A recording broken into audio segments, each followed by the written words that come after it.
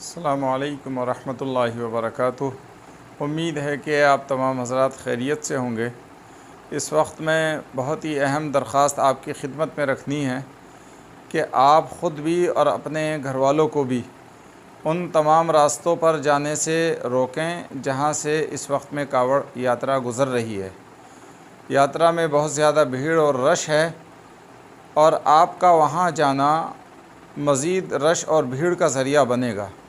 आप भीड़ से बचें, रश से अपने आप को बचाएं, हादसात से बचाएं और अब से लेकर 2 तारीख़ तक हरगिज़ आप ऐसे रास्तों पर, चौराहों पर और ऐसी सड़कों पर, बाज़ारों में न जाएं जहां भीड़ है और यात्रा गुज़र रही है।